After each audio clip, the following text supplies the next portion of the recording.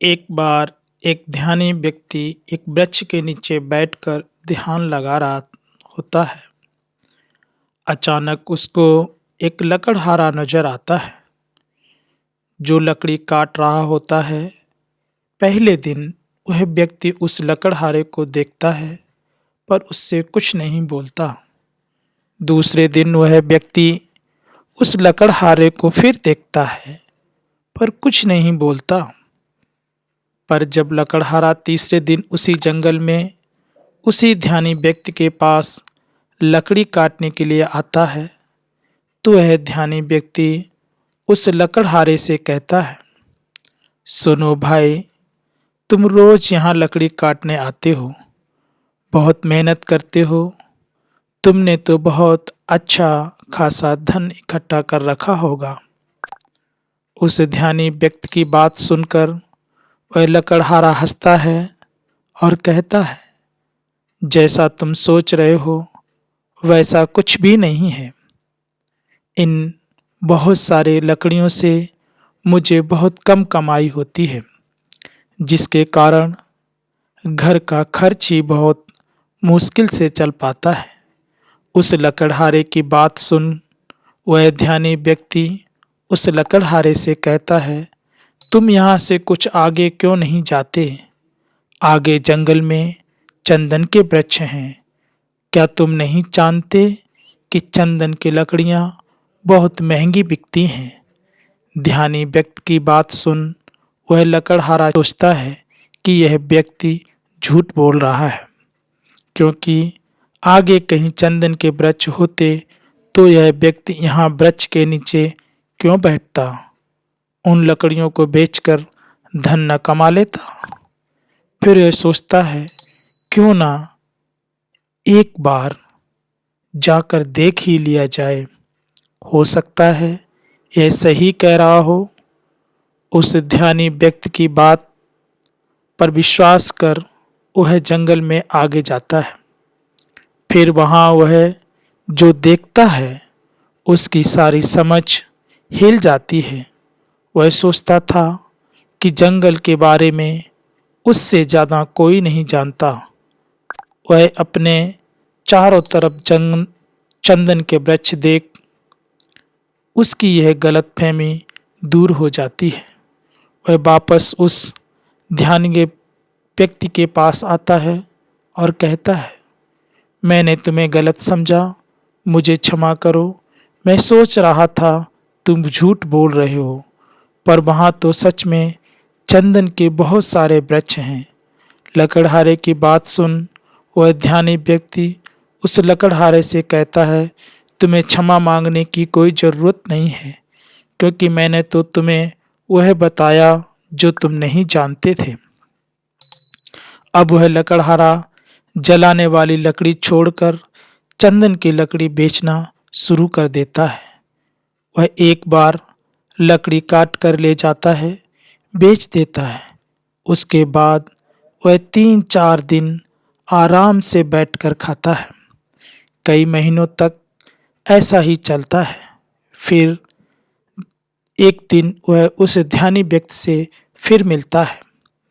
ध्यानी व्यक्ति उस लकड़हारे से कहता है, क्या तुम अभी तक चंदन की लकड़ी ही बेचकर धन कमा रहे हो? तब वह लकड़हारा कहता है, हाँ, मैं अभी तक चंदन की लकड़ियां ही बेच रहा हूँ। तब वह ध्यानी व्यक्ति उस लकड़हारे से कहता है, अरे भाई, वहाँ से आगे बढ़ो, आगे चांदी की खदानें हैं, लकड़ियाँ काटना छोड़ो। अगर एक दिन चांदी ले जाओगे तो 2-3 महीनों तक आराम से बैठकर खाओगे। वह लकड़हारा उस ध्यानी व्यक्ति की बात मान आगे जाता है। उसे सचमुच चांदी की खदान मिल जाती है।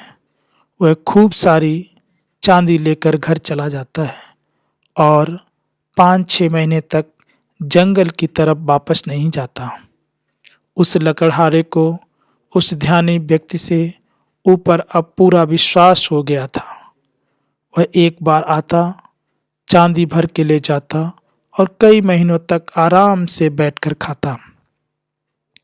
अब वह एक लकड़हारे से सेठ बन गया था। एक दिन वह लकड़हारा यानी सेठ जंगल में चांदी लेने के जा रहा होता है, तो रास्ते में उसे वह ध्यानी व्यक्ति मिलता है। वह ध्यानी व्यक्ति उस लकड़हारे से पूछता है, क्या तुम अभी तक चांदी ही ले जा रहे हो? वह लकड़हारा कहता है, हाँ। ध्यानी व्यक्ति उस लकड़हारे से कहता है, अरे भाई, उससे आगे बढ़ो, आगे सोने की खदान है। क्या तुम्हारे मन में एक कभी नहीं आया कि आगे देख लूं? वह लकड़हारा सोचता है कि सच में यह तो मैंने कभी नहीं सोचा। ध्यानी व्यक्ति की बात मान वह लकड़हारा आगे जाता है और देखता है कि चारों तरफ सोना ही सोना है। वह एक बार सोना ले जाता और कई वर्षों तक मजे से बैठकर खाता। कई वर्षों के बाद एक दिन अचानक से वह लकड़हारा उस ध्यानी व्यक्ति से मिलता है।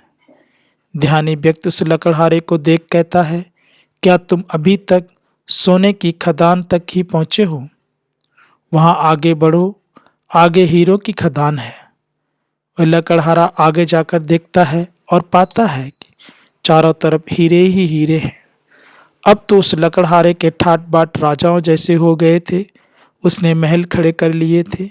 अब उस लकड़हारे की उम्र 60 साल से भी अधिक हो गई थी। अब कई दशकों के बाद वह आखिरी बार उस ध्यानी व्यक्ति से मिलने के लिए जाता है। वह लकड़हारा उस ध्यानी व्यक्ति के पास जाता है और हाथ जोड़कर उस ध्यानी व्यक्ति को धन्यवाद कहता है। वह ध्यानी व्यक्ति उस लकड़हारे से कहता है, तू अब हीरों पर ही रुक गया है, वहां से आगे बढ़। अब तो बहुत सारा धन होने के कारण उस लकड़हारे को अकड़ आ गई थी। वह बहुत धनी हो गया था। वह लकड़हारा उस ध्यानी व्यक्ति से कहता है, अब छोड़ो ये सब, मुझे परेशान मत करो। अब हीरों से आगे भला क्या हो सकता है? उस ध्यानी व्यक्ति उस धनी सेठ से कहता है, उन हीरों से आगे मैं हूँ। क्या तुम्हें कभी ये ख्याल नहीं आया कि यह आदमी यहाँ मस्त बैठा, जिसे पता है हीरो की खदान का, वह हीरे नहीं भर रहा, जिसको जरूर कुछ आगे मिल गया होगा। हीरो से भी आगे कुछ निश्चित होगा जो इसे मिल गया होगा। इसीलिए यह व्यक्ति निश्चिंत होकर एक वृक्ष के नीचे बैठा हुआ है। क्या तुम्हें कभी ये ख्याल नहीं आया? उस ध्यानी व्यक्ति की बात सुन वह लकड़हारा रोने लगता है और उस ध्यानी व्यक्ति से के पैर पकड़ लेता है। कहता है, मैं कैसा हूँ कि ये देख नहीं पाया कि जिसने सभी हीरे मोती जवाहरात छोड़ दिए, उसके पास इन हीरे जवाहरातों से बड़ा कोई धन जरूर होगा। मुझे कभी ख्याल ही नहीं आया।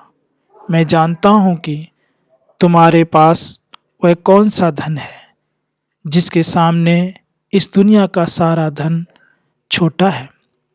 सेठ की बात सुन वह ध्यानी व्यक्ति उस सेठ से कहता है, वही मैं तुम्हें बताना चाहता हूँ, वह धन है ध्यान।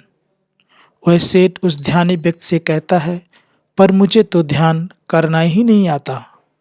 वह ध्यानी व्यक्ति उस सेठ से कहता है, ध्यान करना बहुत सरल है। बाहर का धन तो बहुत इकट्ठा कर लिया, अब जरा भीतर की ओर मुड़ जाओ, आराम से बैठ जाओ और देखो तुम्हारे भीतर क्या चल रहा है। यदि कोई अनुभव हो तो उसे पकड़े मत रहो, बस देखो। हो सकता है कि तुम्हें परम शक्ति मिले, पर तुम्हें उसे भी नहीं पकड़ना है। तब तक देखते रहो जब तक सभी अनुभव, सभी विचार शांत ना हो जाएं। पर ध्यान रहे, जबरदस्ती किसी भी अनुभव, किसी भी विचार को खत्म करने का प्रयास कभी मत करना। बस उसको एकटक देखते ही रहना, अनुभव करते रहना। जब कोई अनुभव न रहेगा, कोई विचार ना रहेगा, तब तुम निर्विकल्प समाधि में होगे। तब तक न तो दृष्टा बचेगा, न ही दृष्टि। केवल और केवल तुम्हारा शून्य होगा और उस शून्य में जलता है बुद्धि का दिया। ध्यान करने के लिए केवल एक बात सबसे जरूरी है और वो है धैर्य। तुम्हारे भीतर इतना धैर्य होना चाहिए कि घटना आज घटे या कई वर्षों बाद, आप ध्यान करने के लिए तैयार रहें। बौद्ध परंपरा में इसी को विपश्यना कहते हैं, जो कि विशेष प्रकार से देखी चौंकता है। मन ही मन विपश्यना आत्मनिरीक्षण द्वारा आत्मशुद्धि की अत्यंत पुरातन साधना विधि है। जो जैसा है उसे ठीक वैसा ही देखना समझना विपश्यना है। लगभग 2600 वर्ष पूर्व भगवान गौतम बुद्ध ने विलुप्त हुई इस पद्धति का पुनः अनुसंधान कर इसे सार्वजनीन रोग के सार्वजनीन इलाज, जीवन जीने की कला के रूप में सर्वसुलभ बनाया। इस सार्वजनीन साधना विधि का उद्देश्य विकारों का संपूर्ण निर्मूलन और परिणामतः परम विमुक्ति का उच्च आनंद प्राप्त करना है। विपश्यना आत्म अवलोकन के माध्यम से आत्म परिवर्तन का एक तरीका है। यह मन और शरीर के बीच गहरे अंतर संबंध पर ध्यान केंद्रित करता है, जिसे शरीर के चेतना का निर्माण करने वाली भौतिक संवेदनाओं पर सीधे ध्यान देकर अनुभव किया जा सकता है और यह मन की चेतना की गतिविधि को लगातार परस्पर संबंध और स्थिति में रखती है। मन और शरीर की सर्वमान्य जड़ की यह अवलोकन आधारित आत्मखोजात्मक यात्रा है, जो मानसिक अशुद्धता को पिघलाता है, जिसके परिणाम स्वरूप एक संतुलित मन प्यार और करुणा से भरा होता है। हमारे विचार, विकार, भावनाएं, संवेदनाएं जिन वैज्ञानिक नियमों के अनुसार चलते हैं, वे स्पष्ट होते हैं। अपने प्रत्यक्ष अनुभव से हम जानते हैं कि कैसे आगे जाते हैं या पीछे हटने की प्रकृति कैसे दुखों को जन्म देता है या कैसे दुखों से छुटकारा पाया जा सकता है। यह समझने लगता है हम बड़ी सजगता, सचेतता, अभ्रांति में संयमित और शांतिपूर्ण बनते हैं।